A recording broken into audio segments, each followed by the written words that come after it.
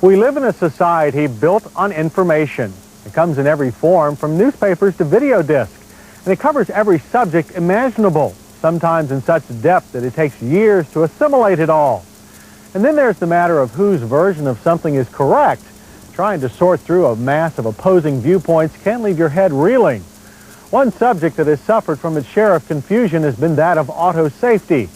Fortunately, we have Lisa Barrow to sort through all the opinions and hearsay and find the facts.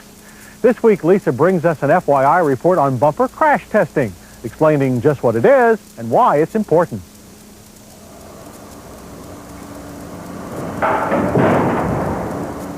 Every year, the Insurance Institute for Highway Safety conducts a series of low-speed crash tests.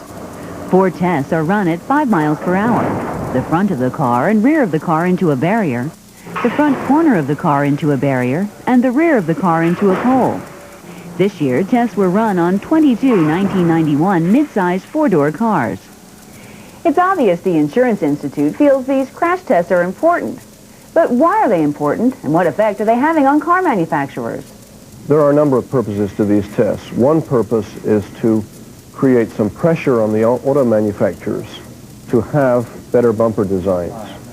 The other purpose is to provide information to consumers on the relative performance of different bumper systems. These Hyundai bumpers illustrate one of the problems facing consumers.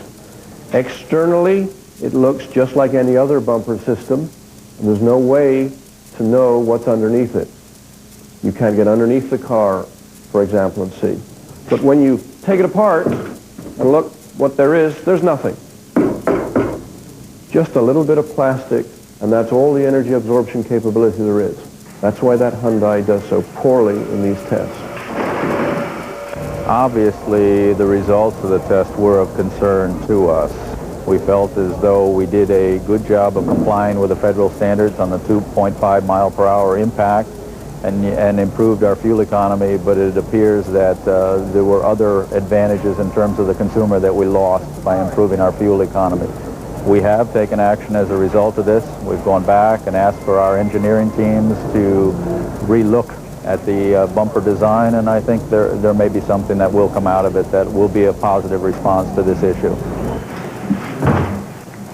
The federal government requires that bumpers provide protection in crashes of at least 2.5 miles per hour, but the Insurance Institute conducts its tests at 5 miles per hour. The federal requirement for bumpers, which used to be 5 miles an hour, was reduced to 2.5 miles an hour in the early days of the Reagan administration, and it was part of the regulatory relief package offered to various industries. The car industry asked for relief from the 5 mile an hour bumper standard, and that led to the present standard, which is nothing more than a sham.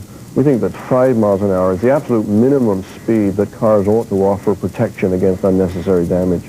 In this year's tests, these cars finished in the top 5. Honda Accord came out on top with the least amount of damage, followed by the Chevy Cavalier, Toyota Camry, Saturn SL2, and the Mitsubishi Galant. These 5 cars finished at the bottom of the list with the most amount of damage. Mazda 626, Oldsmobile Sierra, Pontiac 6000, Subaru Legacy, and Hyundai Sonata. Everybody understands the problem of fender bender crashes.